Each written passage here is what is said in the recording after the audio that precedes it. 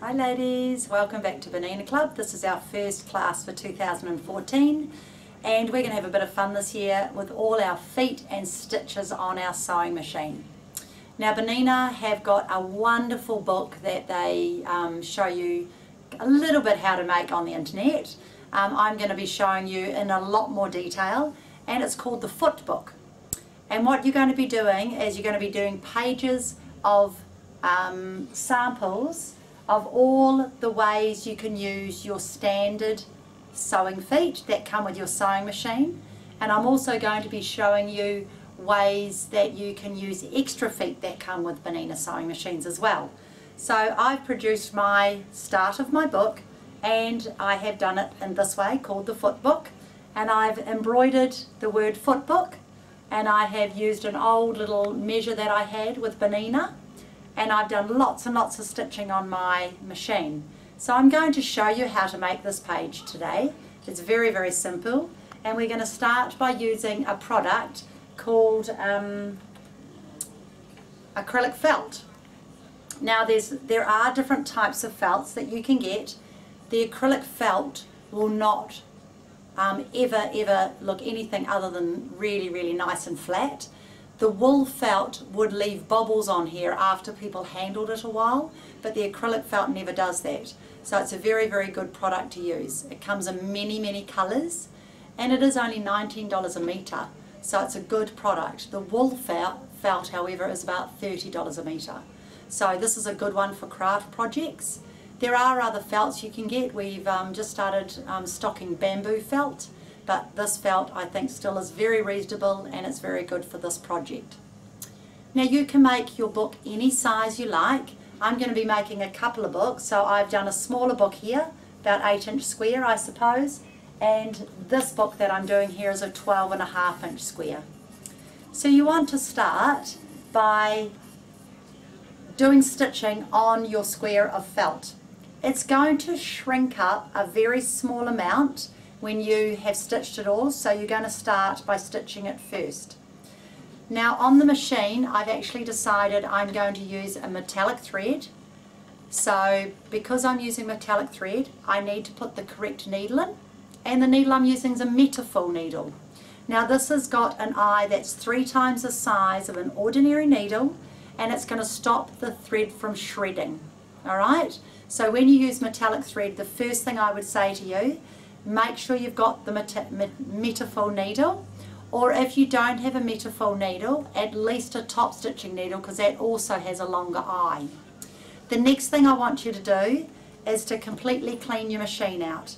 Now to do that, you're going to take your foot off, you're going to take your bobbin out of your bobbin case system, you're going to take your whole shuttle system out, and what I want you to do is put 1 drop of oil on this part of your machine, because this is your working mechanism, and you're going to put 1 drop of oil on there, and you're also going to take out your sew plate here and put your bobbin, put your feed dogs down, clean it all out, put them back up, brush it all out. Do not blow into your machine.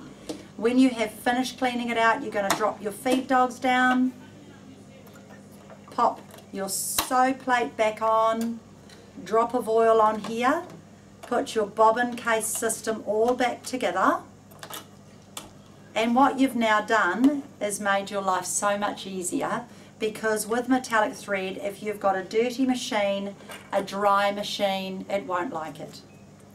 The next thing you're going to do is you're going to put in any colour bobbin, it won't matter. Put your bobbin in your bobbin case and thread the eye of the bobbin case. Whoops. So just thread the eye of the bobbin case. Now the reason why I'm doing this is because I am using a different weight thread on the top than on the bobbin, and I want to tighten the bobbin tension. So that is the way I've done it. Other Berninas have a slightly different system, but this is what we're using for this one. And this is the Aurora 430.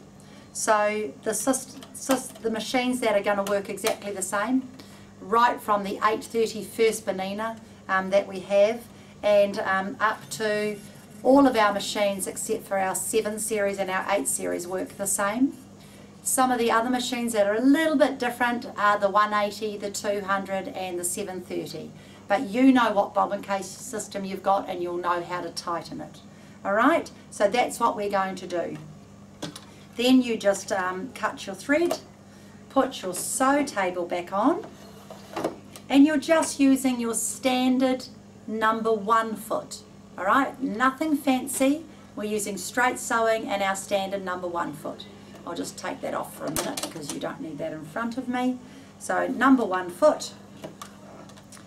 Now, because I'm using metallic thread and I'm doing what really is a top stitching stitch, I'm going to lengthen my stitch out to 3 length.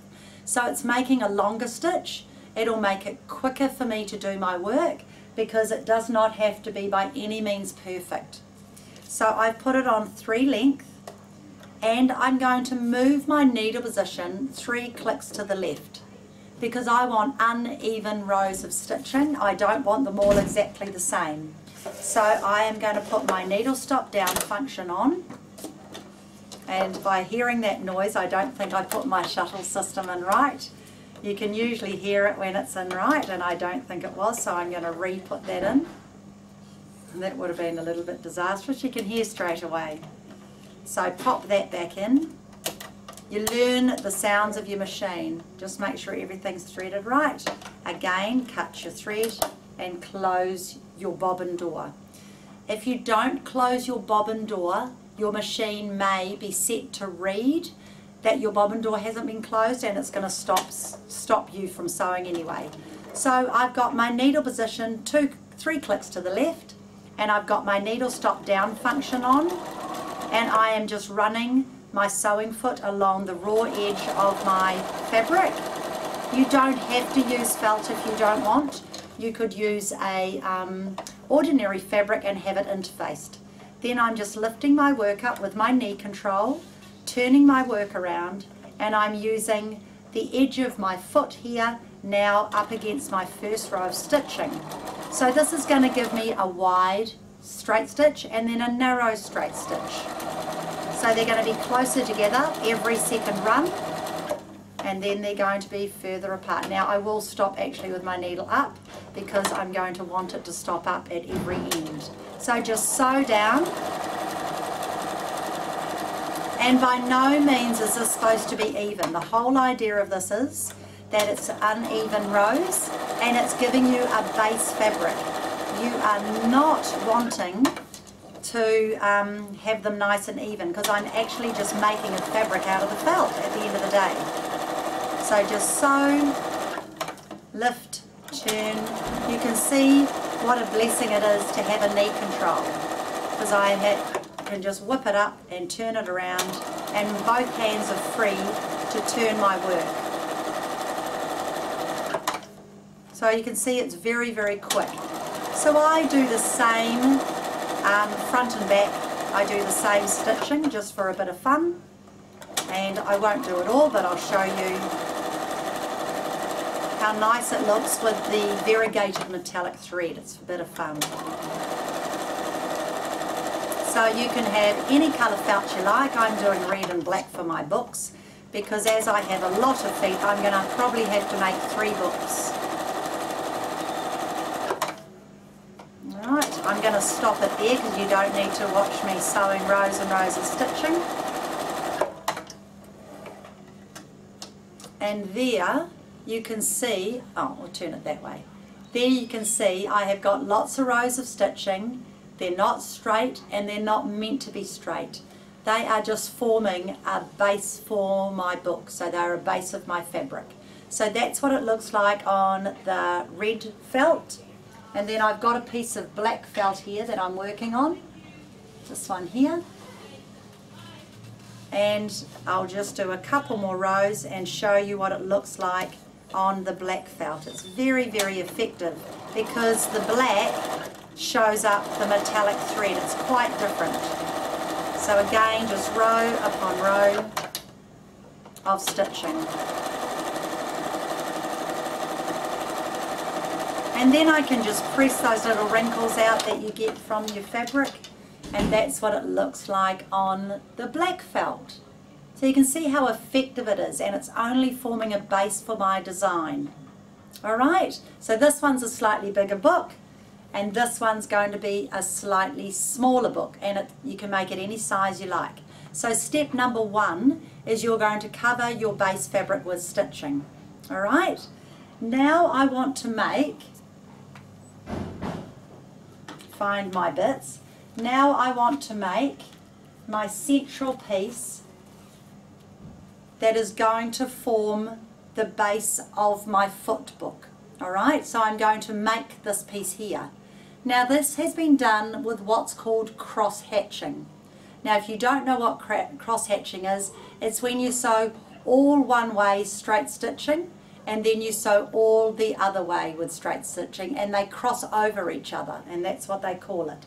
So when you're working with a fabric and it's a very lightweight fabric that's going to fray, you need to put a bit of interfacing behind it to firm up the fabric to stitch. So I'm going to iron this iron-on interfacing onto the back of my silk before I start sewing. So I'm just going to press that with my iron, and I'm just, hopefully my iron is on. Yes. So I'm just going to iron my interfacing onto the back. And this now, you can see the difference even here just by seeing it. That's very soft, and now this is very firm. Alright, now to do this, you've got something in your sewing box that looks like this. And it is, I'll show it on there, it is a quilting guide. So these go into the back of your foot. Now, don't you love it? On the back of my foot there's normally a screw, and my screw's gone missing, so I'm going to steal it off another foot. And the quilting guide goes through the back of the foot here, and the screw that should be in there that's fallen out is going to go on. It's much easier if you take it off and do it. Probably a good thing, because you ladies will find these funny little screws lying around and wonder what they're for. So the screw just simply goes into the back of the foot like this, and you tighten it up. Alright, so I'm going to tighten it up, and I'm going to make my guide be about 1.5 centimeters away from my center of my needle. Doesn't really matter, you can have anything you like. Alright, so I'm just going to line it up, and I'm going to pop it onto there. I'm going to use the same stitch, but this time I'm just going to run a central line down the middle. Center needle position, sorry, instead of left. Straight down the middle. And I'm just going to use the same thread because it makes it quicker to show you. So there's my first line. Now, what I'm going to do now is start using my guide. So the guide goes down, the foot goes down, and the guide runs along your first row of stitching, and you are now following the guide. So you watch the guide on your straight stitch. Cut your thread. Aren't all these gadgets we have on our machines amazing? Your second one, you can go quite fast with metallic thread without it breaking, but if it does start to break, slow your stitching down. So you do row upon row of stitching. When you're happy with it and you've done as far as you want to go, you can turn it and go back the opposite way so that you're not having, your stitching won't be uneven. So they're always going to be perfectly even for cross hatching. Do one more row.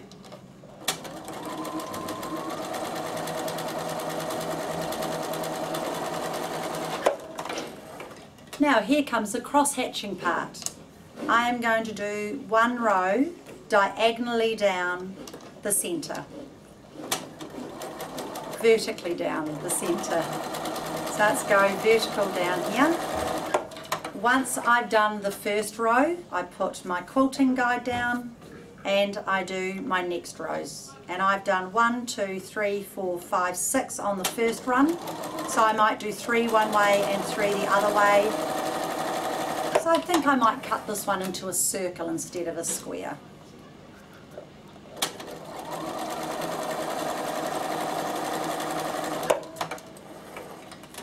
And then go the other way. So you can have a lot of fun doing cross hatching. And it's very, very, very simple. Very effective as well. So what have I got? One, two, I'll do one more.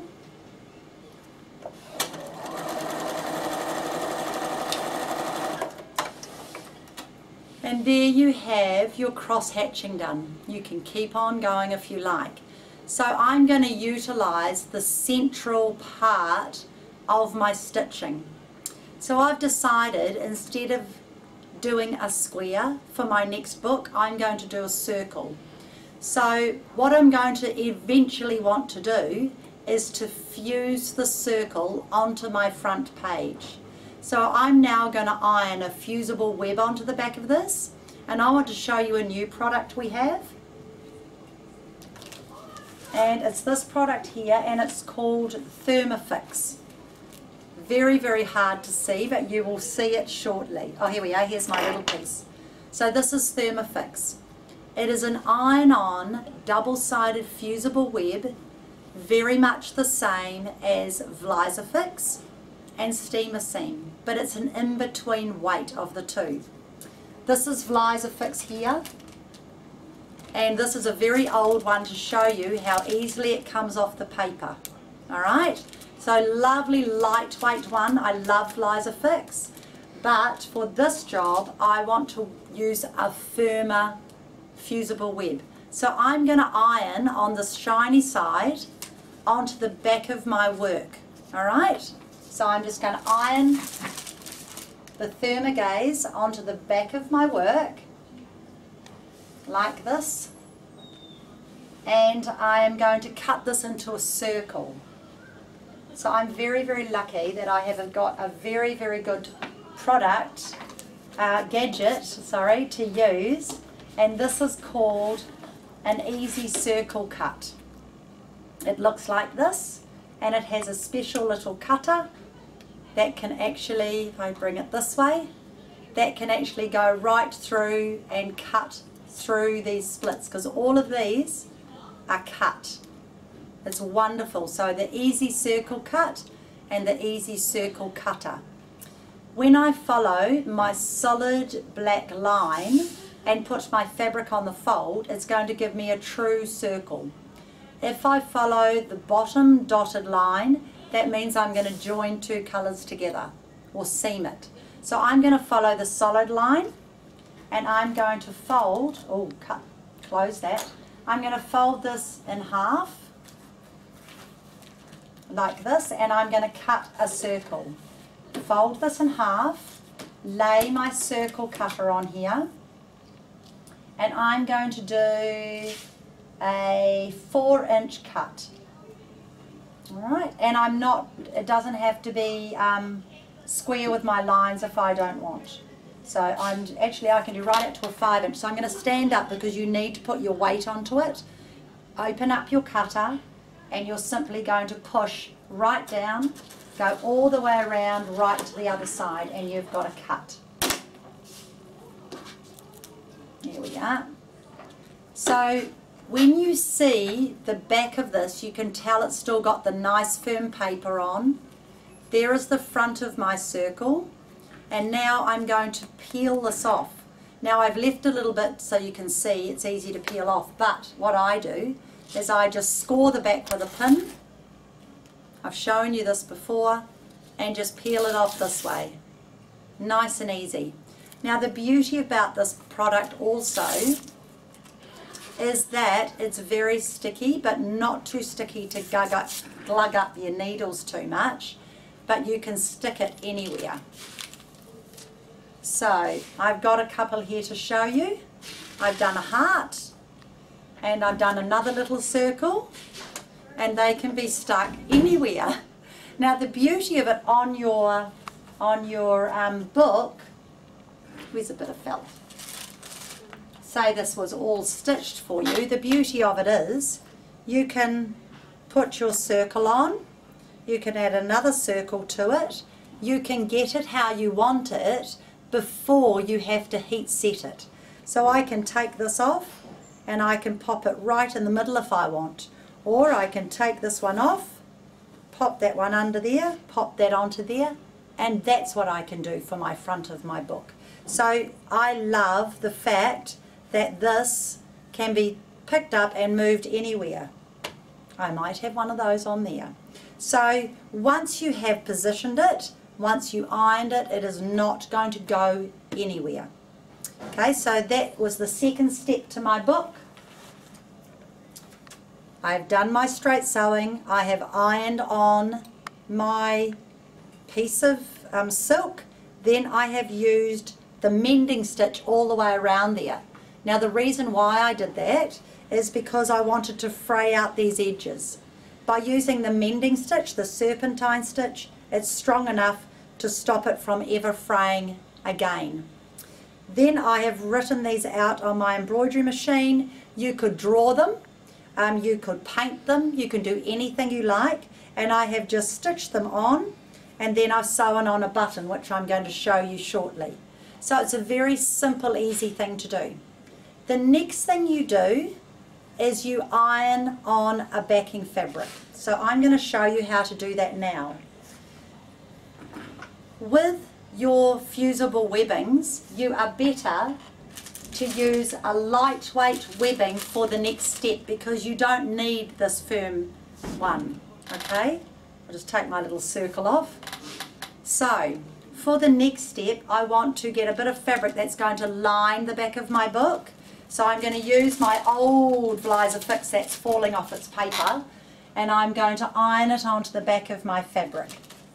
Alright, so this is when you can use up all your old stuff that you've got. Now when you're doing this, you want your fabric down, you want your Blizer Fix on there, you want your paper on there, and then you really want a pressing cloth. So by putting a pressing cloth over top, if you haven't covered all your fabric, then you will not stick it to your iron.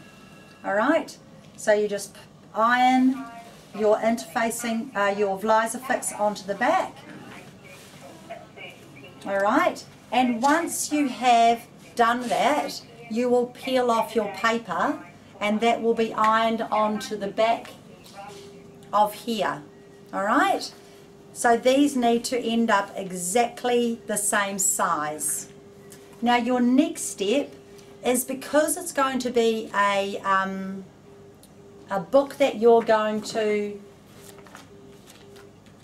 use a lot of, your next step is to make a spine. So what I've done is I have ironed some, I'm just looking for it, I have ironed, I've lost it, here it is, some Petersham, and this is just Petersham ribbon, and I've got a piece of my Thermafix because it's lovely and strong, and I'm going to cut off a strip and use that as my spine. Alright, if I can just find where I leave everything. I'm always putting my scissors down. Here it is.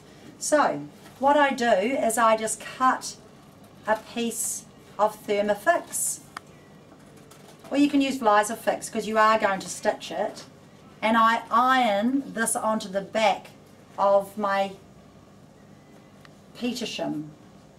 So remember, when you're ironing, it's paper side facing up, shiny side down. Okay, so just fuse this onto here. It's a wonderful, wonderful product, this. So super strong. Okay, so here is what it looks like when it is ironed on, and then you simply peel off the paper and you can see clearly that now is iron on. Okay, so I've made my ribbon into an iron-on tape. Now what we do is we simply just iron this ribbon down. So you'll have to use your imagination here. Pretend this is all stitched. I've got the foot written on here, and then I iron this onto here. Alright? Now we're going to put our eyelets on.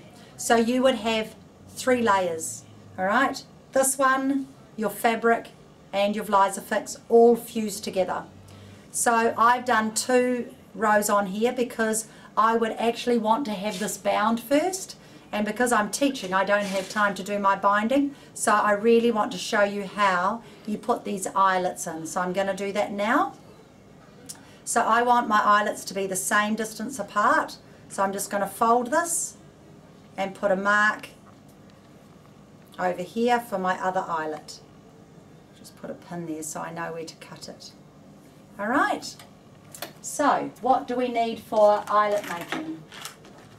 You need a really good hammer, and I have a girly hammer, and you need a really good block of wood. So this block of wood is brilliant because it won't splinter on me. Now the eyelets that I'm going to use are prim eyelets. The reason why I'm using them because they have the best quality and the cutter actually cuts holes. So I love them. So these come in a few different sizes. The one I'm using is 11mm, and you only need 2 pieces, a back and a front, to make your eyelet hole. So that's the one I'm using. You can also buy a cheaper brand of eyelets, but they're a little bit small, so I'm using the bigger ones. Now as we're going to be doing lots and lots of pages, on all my other pages I'm just going to do buttonholes for my opening. I'm not going to do eyelets because otherwise this book would end up very fat at one end. So you can see if I've got lots and lots of these eyelets all the way through, it's going to be too fat. So I'm just going to do buttonholes all in my in-between pages. Okay, so now the first thing I have to do is make a hole. So let's just put those there so I don't hammer them off into oblivion. So on one end you have a cutter, and you're just going to line that up. Take your pin out, you're not going to hammer through that. And you just get your little hammer, and you hammer it, oh not that hard, so that the fabric goes into the hole, and you've got a brilliant hole. I love this. So now you're going to put your eyelet straight through the hole there. You're going to turn it over, and it comes with this little disc, and you're going to sit that underneath so your eyelet doesn't get damaged. Then you're going to use your back of your eyelet, you're going to pop it on there, and you're going to turn this over, and that is going to help seal your eyelet. So that's going to hold it in place, and you hammer it again. And that is how you make the hole for your book to hold together. So you would have your front, all your work on it, you would have your back already on it before you put this and your eyelets in. And you would also have this whole thing bound around the edge with your binding. You have seen me do bindings before in class, and I will be doing it again later on. So after the break I'm going to come back and show you a couple of little ideas that you can use for your book and other sewing tips. So go and grab yourselves a cup of tea.